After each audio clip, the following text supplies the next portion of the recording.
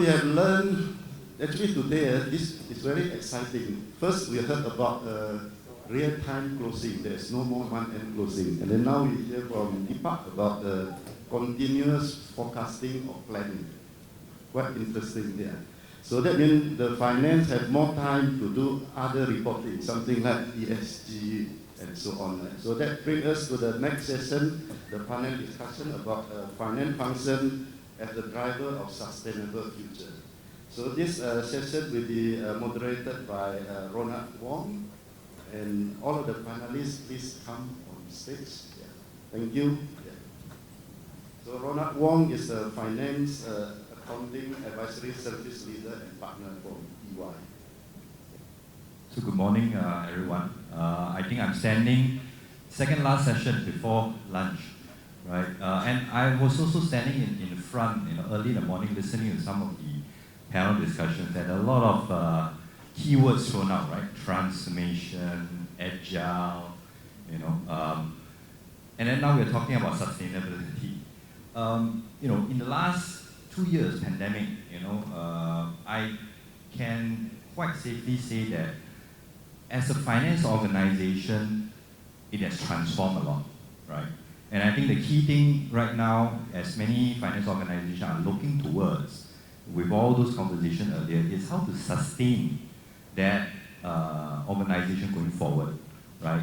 And married with that, now we've got many more new kind of reporting that is coming up. ESG is one of them. For tax purposes, there's BEPS as well. And a lot of companies are now starting to go through that digital transformation, right? So if you take all these points and put them together, many organizations are now looking at, as we go through that digital transformation journey, what are the things that I need to take note of in addition to my regular BAU reporting? Sustainability, I say, is one of them, BEPS is another. And then two is then how can I drive that change going forward to ensure that, with the learning from the pandemic, how can we ensure that the finance function is sustainable going forward? So really, that is the topic of our panel discussion today, right? The header is finance function as a driver of sustainable future. So we're going to cover two things. One is, as a finance organization, how do you sustain? And two, from a reporting perspective, with ESG coming in, how do CFOs look at that as part of their role potentially? Okay, so, but before I do that, let me just introduce the panelists. On my left, I've got Helen. So Helen Brand is the Chief Executive of ACCA. She has a big entourage with her today, which I met. And she is obviously with ACCA in many markets, so she's very well versed in travel. And she's also a regular media commenter on ethics as well as public value play, right? No surprise there. Okay, so welcome, Helen. Thank you. And then on Helen's left, we've got Kevin. So Kevin is the Executive Director and CFO of Jakfa. So again, he's has years of experience as a finance leader, and interestingly, he is also a member of the Asia Pacific chapter of Accounting for Sustainability. So definitely we want to hear from him in terms of the panel that is on and what kind of inputs are there from a sustainability perspective. Okay, so welcome, Kevin.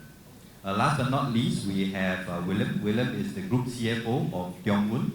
Again, another seasoned finance leader.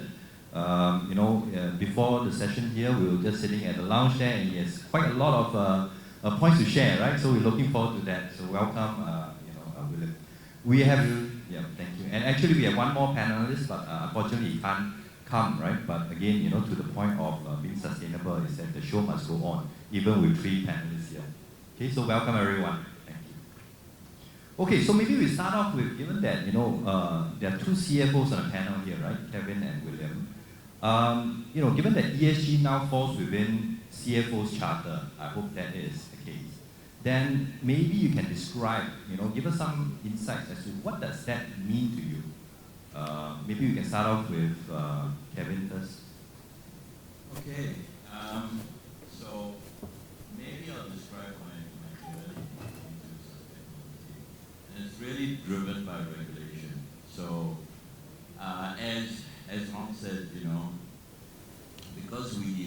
annual reporting, when it came to sustainability reporting, it landed in our laps.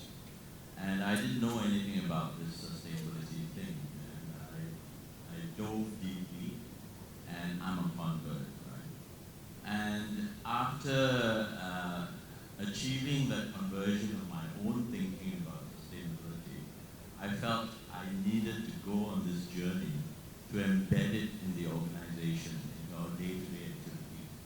And the way I did that was to bring across senior management in the organization, and that was tough, I would say, to get people thinking about sustainability when most people think it's a cost and of no value.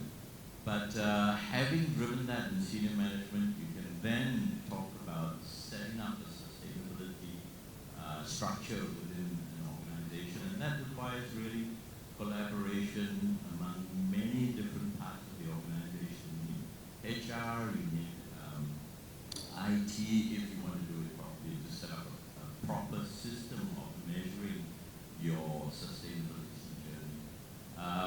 And I felt that the CFO was well placed to do that too, because we have access to senior management, we can get people to collaborate, and we can start this journey to embed sustainability in your organization. So I feel finance function is critical in driving sustainability. And if you do all that, and for me, the journey led to a life cycle assessment of my poultry operations and in Indonesia. And that exercise took 2 years, but it's an exercise that was worth it. It's a science-based analysis of your product life cycle. And once you have all that, I think your journey has truly begun, and the sustainability reporting just becomes another output from that journey. So hopefully I can encourage finance professionals and CFOs to actually take on sustainability with new hearts first and try to drive it in the organization. Okay, I think that's a great winning example, right? I catch a few key things you mentioned. One is set up the structure. 2, get buy-in, right? 3, then treat it as BAU at some point, right? Because finance is the steward of financial reporting anyway. Correct. Okay, maybe we can hear from Helen, right? From professional body perspective, I'm sure you have many conversations with CFOs surrounding sustainability. So maybe from an outside-in perspective, right? What kind of feedback do you get from CFOs when this whole sustainable reporting is being put forth to the CFO as part of their mandate and agenda? Yeah, I think very clearly at ACCA we see it that the greatest impact we can have is instilling the knowledge, capability, drive skills within our membership and letting them amplify that throughout the businesses and organisations where they work. So as ACCA, as an organisation ourselves, of course, we've committed to SDGs, we've just produced our 11th integrated report, we're trying to walk the talk as an organisation, but the most impact is through equipping our members, many of whom are CFOs, with what they need to have an impact. And I think that the key really has been that sustainability starts with strategy, not reporting. And it's really about the finance professional being able to influence the strategy of the organisation, because there will be better business outcomes, and this is quite something that is quite often lost, I think. It may be seen as an additional cost or something extra to what the business does.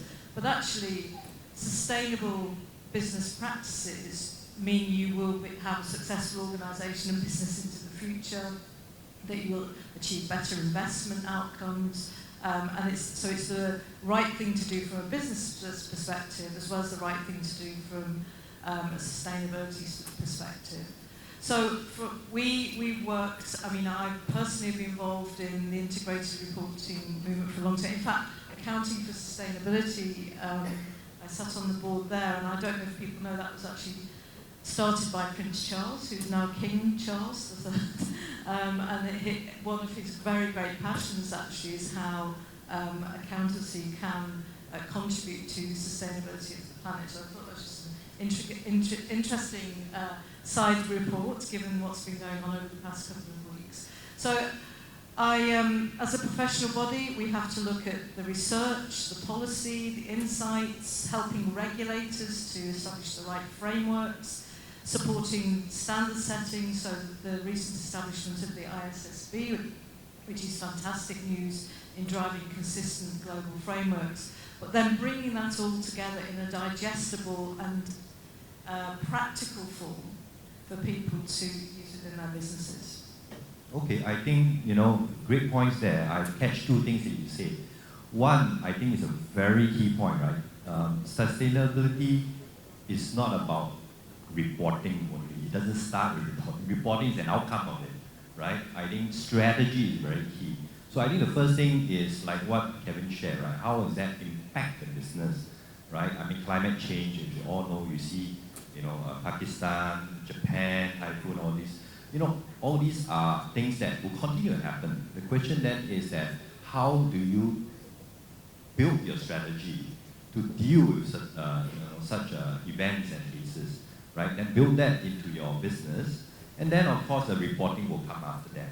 So I think that's a very important point, especially for accountants, because when this first thing came out, I think everyone was just looking at, additional costs, I need to hire more people, blah, blah, blah, But, we missed the point. The point is about that strategy and that long-term view. But I think that's definitely one. Two, I think you mentioned that, establishment of the ISB, I think that's good because as with any new requirements or standard that's coming up, it's always about harmonization, right? Just like accounting standards, we've got so many accounting standards out there, IFRS, US GAAP, and then your local GAAP, and then you need to kind of, reconcile them. Similar to sustainability reporting, you may be operating in different countries, and you need to understand where the standard setters are going towards, how are they trying to harmonize, and in the meantime, from a reporting perspective, how do you reconcile the reporting? So I think those are two great points that we brought up. But let's stay on the strategy side, right? Because I think, like I said, that is the key area that we should start off. Maybe, William, from your perspective, maybe in your own organization, how do you view ESG strategies, or if you kind of drive that? Right, so a bit of context for Tiongwen, we're a homegrown SME, family-owned. Of course, we were listed in 1999. So a bit like Kevin, the initial driving force for this sustainability journey was basically regulation. So we're in our 5th year of sustainability reporting now. And I would imagine probably a lot of small big cap will have the same experience. First time you don't know where to start, probably you get a consultant to guide you in your journey. And because most of us are multitasking, resources perpetual balancing act. So typically at a certain time of the year, the data owners cobble together and we get on with it. Yeah? So although the sequence started with reporting, I think there's very clear indications internally, or it's very intuitive, that sustainability today is very different in terms of prominence and importance compared to 5-10 years ago. For us, although we are SME, we have MNC clients, like Shell, and when they start to look at their scope 3 emissions, so it ceases being solely just about reporting because there's a direct business impact. But of course, from where we started, now we're trying to slowly bring the agenda closer or more central to business. Of course, one aspect, once again, is from the traditional stewardship aspect, the enterprise risk management that also Exchange mandated years ago. We want it to not only be a tick the box kind of exercise, but we want to make it actually something useful for us to sit down away from a daily grind to take stock and make it useful. So as part of that, sustainability ESG factors, we have since uplifted it into one of the agenda within the top 10 register. So we still should spend more time on sustainability, but I think that is a step in the right direction. Because for SMEs, sometimes a lot of times there might be a gap between the aspiration of where we want to be and where we can go at a pace that our folks are comfortable with. So we believe in setting the direction right, slowly sharing with them why we do what we do, and advance on the journey from there. Okay. Yeah, so, climate factors, right, or impact, it's both, from economic risk management, and it also provides an opportunities for companies to capitalize on it as part of their strategy. And I was just reading an article, and there are a number of types of risks that's involved in this climate risk, right? One is definitely that whole physical impact that I talked about, right? Meaning things like shifting weather events and causing destruction, etc., to supply chain disruption, right, as a result of climate change. 3, obviously, policy and regulatory response, understanding what those policy-making decisions are and how does it impact your organization. And then, of course, the longer-term indirect risks like, impact to human health, productivity, geopolitics, etc. And then the last thing is systemic financial impacts, right, relating to things like repricing of, risk premiums, etc., in policies, your business, your contract. So all these are actually risk factors that's been highlighted that would impact as a result of climate risk. So maybe, Helen, you can share your views on some of these. And I actually think there's one missing from there, which is reputational risk. And I think that we know that unless you can demonstrate you are tackling sustainability issues, and actually ESG across the range, so environmental, social and governance, very high reputational risk which comes along with that now. And I put another one, which is talent acquisition.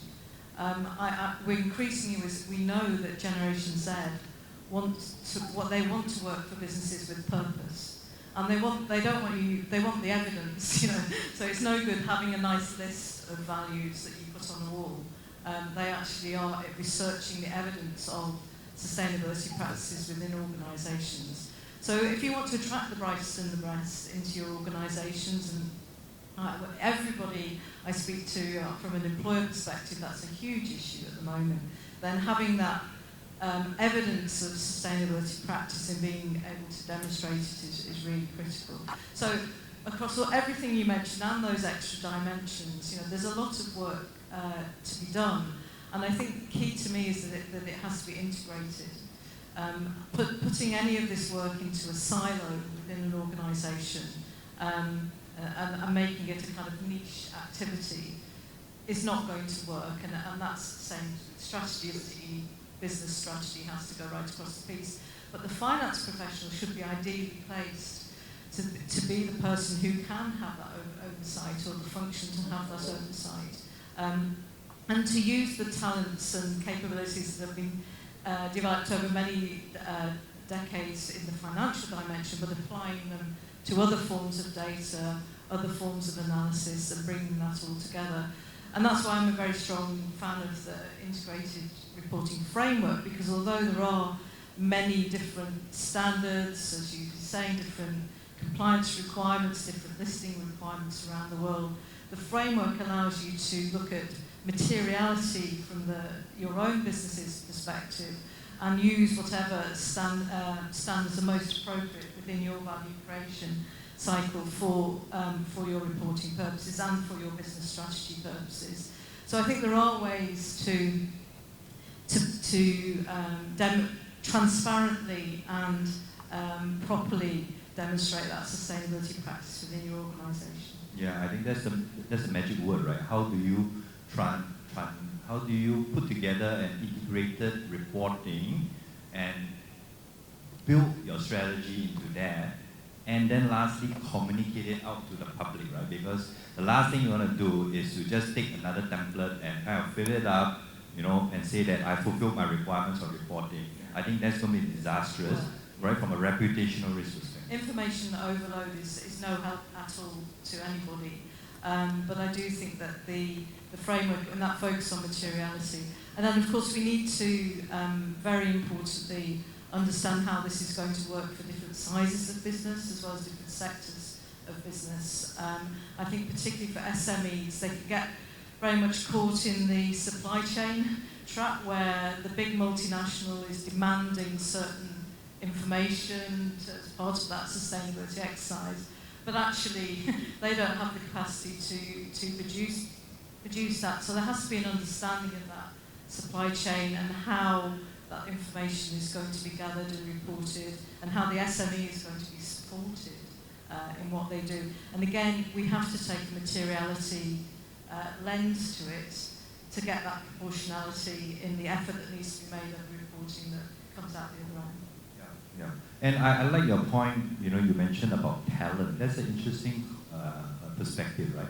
You're mentioning that nowadays, in terms of talent acquisition, the newer generation, when they're looking at companies, you mentioned that they are also looking at how companies are looking at ESG and linking that to the whole long-term value of the organization. And that is one factor that the people are looking at on whether should I join a company or not. So I know you deal with a lot of businesses and also graduates, etc. So maybe you can share a little bit more on that as to what are the type of things that these new graduates are looking out for from a like a strategy, long-term value perspective. Sure.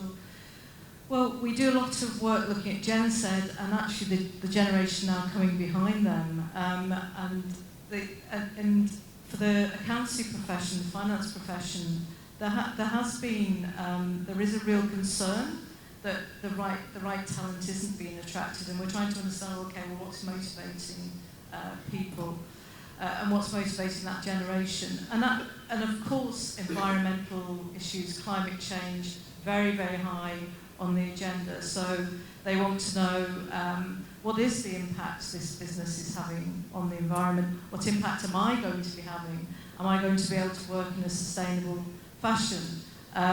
They also, though, inclusivity, diversity, those issues matter a great deal, and it's no good showing people a policy, they want to see the outcome. And I know this sounds draconian, but they're actually asking in interviews, I'm sure you've all had this, these are the questions that are being asked by the next generation. So being able to point to a systemic approach and being able to demonstrate how that business is operating, really important recruitment, part of recruitment. Okay, I definitely should learn from that, because yesterday I was just talking to another finance leader, and both of us said the same thing, right? I said that I have a number of staff that are leaving, and I told them that, hey, work hard, and maybe, one day you'll make it to be a partner, etc. And you know what's the response? The response is, it's because I see what you do. That's the reason why I'm leaving. So that, and the CFO that I spoke to said the same thing. She said to her staff that, I'm not going to be around one day, and I'm going to have to hand this over to you guys one day. And they said, no, looking at what you're doing, I don't want you to hand it over to me. So I think this is a very great point as to understanding what the new generation, what are they looking out for, right? It's no longer about, climbing that ladder and becoming a, CFO, become a partner, etc. So interesting concept. So now, in terms of reporting, I know that, Kevin mentioned that it's going to be non-financial reporting when you talk about sustainability, right? So maybe you can share some insights as to, from a data perspective, how are you getting ready for that? Sure. I think what we've done in our company from a data perspective was to start collating our environmental data. So I did mention that we did a life cycle assessment on poultry operations, and from there you actually identify the hotspots. And fortunately, greenhouse gases is not a hotspot in my making of chicken for you for your lunch today. It's basically water, waste, wastewater, etc., efficiency of operations, affordability of food. So once you've actually identified your hotspots from a formal analysis, that's your focus areas. That's the areas you really want to fix. On top of that, of course, you measure environmental data as well. So today in the company, we've set up a system in-house, IT-based system where we can actually collect various data. And we've got 800 data collection points across my operations over 5 countries. And what we do is, that's why you need the collaboration of HR, because basically you've got an HR person down there that's going to collect the data. You need to sanity check that data. And over time we are trying to actually we've only done this for the last 3 years, so the data keeps adding. And today we are actually trying to build a dashboard so the different operations can actually compare their performance in terms of water usage or wastewater metrics of renewable energy sources, and see how their peers within the organization are doing. So I feel that's a real way of allowing people to use data and to do it without pressuring anybody, but using it as a peer analysis. So I think data collection is very important if you actually want to head somewhere and try to improve sustainability, but also in the end set targets and then know whether you're achieving or on that journey to achieve targets. Okay. Yeah, I think, as with any kind of reporting where it's complex and there are many data points, 800 data points, leveraging technology is a given, right? I think earlier on, I heard some sessions talking about the FP&A function, right? I think this is a function that has been put in the spotlight over the last 2 years a lot. Why? Because of the changes that's happening, right? I see many FP&A functions are, hiring more people into the organization, going through this whole digital transformation. So now with sustainability reporting, I think that is one area that could be considered, meaning that, because FP&A obviously collects a lot of data as well, all your driver base, planning, etc. Now you've got one more area to add on, which is all these non-financial matrices. How do you then, from a transformation perspective, think through, integrating this data for collection and obviously for reporting? I heard dashboard as well. I think that's very important because of the mass of data coming in, right? If you don't have a dashboard, then you'll be spending lots of time, seeking out the data. So maybe, William, you can also share your organization journey surrounding, building out this, reporting, non-financial reporting. Yeah, as a traditional brick and mortar business, we operate a sizable crane fleet in the region. So if you look at the components of the data in today's sustainability report, there are very greenhouse gases. GG is important. We have about 1,000 headcount in terms of the social aspect, employee practices. That's important as well.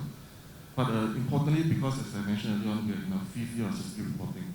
And as an SME, right now we're actually trying to turn a challenge into an opportunity to try to keep pace with what the exchange is trying to roll out. Firstly, just into the next year, we have 1 month less to submit our sustainability reporting. No more leeway. Previously, we used to rush our annual report, then we look at our sustainability report. Then the other one, in terms of the disclosure requirements, we have TCFD coming in from the GRI. So once again, there is another layer of the requirements. But interestingly, as we go ahead and we can see, because we will need an internal auditor to kind of look at the numbers, and at some stage, probably some attestation and assurance down the road. So we need to make sure that our numbers are robust. We do not want the Excel numbers to run in a way we cannot manage. So this part, once again, we are leveraging on our regulator, because Exchange recently has just piloted a very interesting tool, ESG Note. It basically is kind of like a portal, that everyone can upload their ESG data. So for our team, we're trying to explore the low-hanging fruits. And right now it's not mandatory, but we are trying to see how it can help us to achieve standardization and to be less fragile as opposed to a purely Excel-based kind of data collation, vis-a-vis the changing data requirements with TCI coming in. Okay, so I think you kind of answered one of the questions that is on screen. What are the practical things SME can do for sustainability, right? So I think you mentioned a few things. One is definitely being prepared ahead of time. 2, I also heard in terms of validation, you got internal audit, which is interesting to kind of vet, the reporting. And then 3rd thing is leveraging whatever tools that the government is already having, like uploading all your data, and you can share and also see how other people are reporting. I think all these are good tips, I feel, for SME especially, where you're bogged down in terms of not having the budget, not having the resources. Okay. Can I just also add to that ACA with Chartered Accountants Australia and New Zealand, we've produced a playbook for SMEs, which people might want to look up, which is a sustainability playbook. Because we know that SMEs are very aware they need to do something, but what that something is sometimes difficult. So making those first practical steps and getting the focus within the organisation can be really important. So I hope that playbook might be helpful too. Okay, that's good. Maybe you don't mind, you tell us a little bit more about that playbook. I know this playbook is a collaboration that you kind of did there, right? Because I mean later on maybe you can share the link, etc. that people can download. I have my entourage, as you put it, who Yes. probably have the link ready. Sure. No, the playbook does look at things like strategy. It does look at data collection. It does look at focus of the organisation. It points people to the standards and frameworks that may be of use to the SME environment. So it's just a very logical step through on this. Okay. Does it have also a strategy on talent? How to find more people? Yeah, well, that's a constant. That's all organisations at the moment, but that's a whole book of its own, I think. Okay, maybe we take some questions, right? I see on screen here. What have been the biggest challenge for CFO? Yeah, I think we kind of touched on that, but maybe, I don't know, Kevin, you want to, from a personal experience perspective, what's the biggest challenge? You mentioned a lot of things. What's the biggest challenge? Sure. I think the biggest challenge is actually getting buy-in. And to get buy-in from operational people is the worst, right? So you start with senior management, and you get... Luckily, we are all finance people. That's right. That's why I can say it. But I think, everybody views sustainability as a cost in an organization. And again, I think CFOs have got that opportunity to actually get some near-term gains. So in our organization in Jaffa, we actually issued a sustainability-linked bond 2 years ago out of Indonesia. It was the first such SLB in the agri-food space in the world. So we're very proud of that.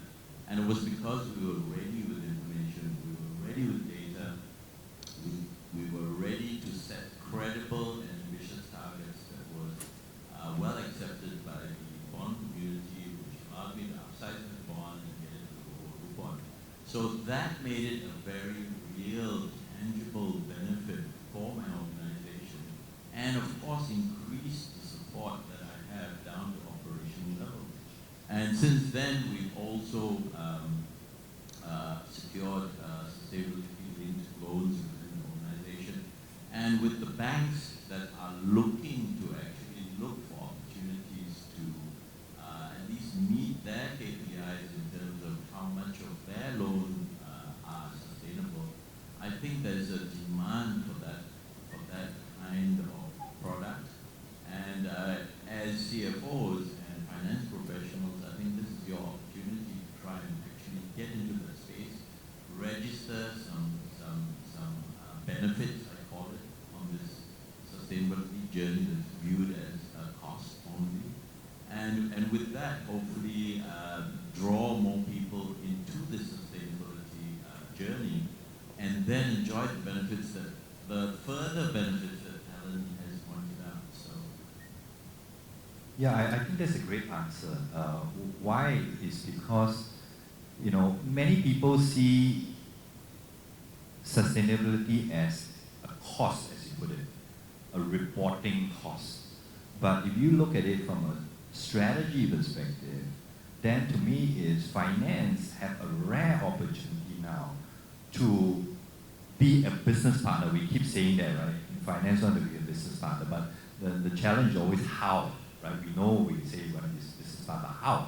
So this sustainability reporting is an opportunity if you frame it right? Like we said, it's not about cost.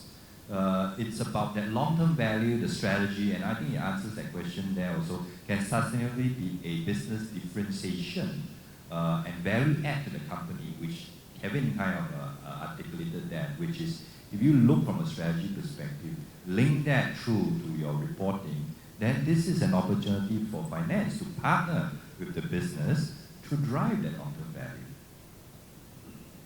Okay. Okay, how many minutes we got left?